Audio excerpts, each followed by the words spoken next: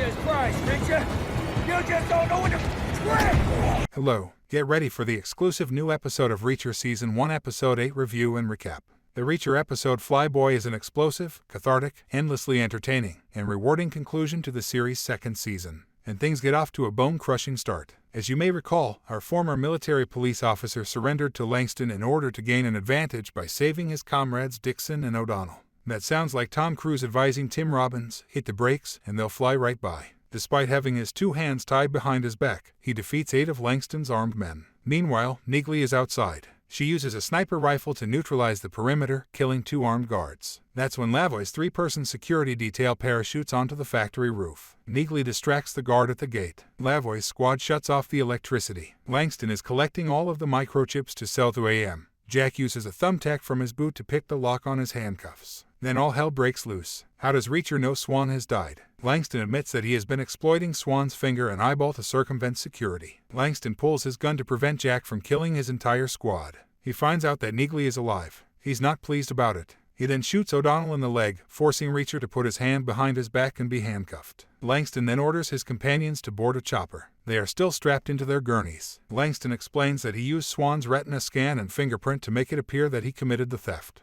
Then it would appear that he took the money and ran. That's when the lights turn off. Reacher is now free from his handcuffs, and Lavoie's squad enters the room. From there, it's like playing whack-a-mole. Jack kills one bad person, grabs their gun, and runs out of ammunition. Jack then murders another and seizes their weapon. Rinse, repeat. Neagley kills 2 men defending the chopper alongside Dixon and O'Donnell. She enters the facility to help her old boss. She delivers cover fire. Reacher, like the Kool-Aid man, runs through glass windows to reach the aircraft. Before he takes off, it does, but he grabs the back wheel and holds on for dear life. Who killed Langston? Well, who else? To begin the sequence, Langston is preparing to toss Dixon out the back. Langston instructs the rear door to open. That's when our favorite former politician steps in. Jack attacks Langston and his head goon with a knife to the forearm after punching and kicking them. Dixon is accidentally pushed forward. Reacher clutches the gurney as it falls from the helicopter. While Jack holds Dixon, her body is bound to the gurney, which is swinging back and forth in the frigid night air. A good guy talks too much, telling Reacher that he'll kill him with brass knuckles. The former MP touches his face. Dixon unhooks herself. She's holding the knife from her former boss's arm.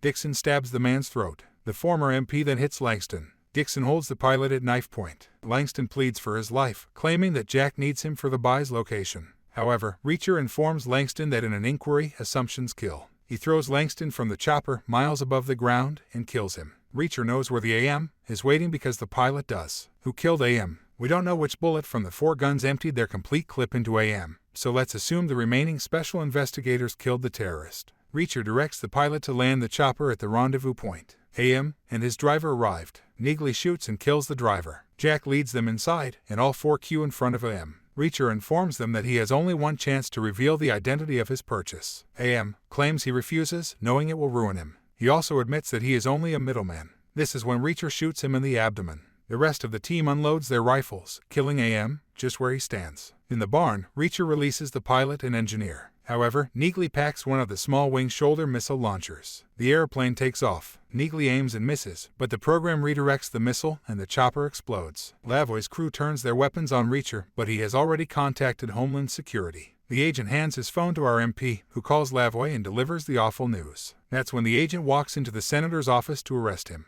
Reacher, Season 2 Episode 8 ending explained. What exactly does Reacher do with the money? Reacher concludes its season with the former MP donating $65 million to the families of slain members of their unit in Russo. They made a donation in Swan's name to a local animal sanctuary. Millions of dollars of cash are sent in Russo's name to his brother and nephew. Reacher deposits money in the names of O'Connell's children and forms an LLC in Dixon's name to launch her own business. He also paid off Neagley's father's medical bills and ensured him long-term care. They take a photo. The next day, Dixon and Reacher say their goodbyes, realizing that their affair was about old business, not new. She buys him a toothbrush so that Reacher can use the money to buy something for himself. Yes, he does. A 1-year Trailways bus pass costs slightly more than $1,000. Neagley tells Reacher that he should improve his communication skills. He boards the bus, and an old-timer asks him where he is going. What was his answer? I have no idea, he says. That's the conclusion of Reacher Season 2. Thank you for watching.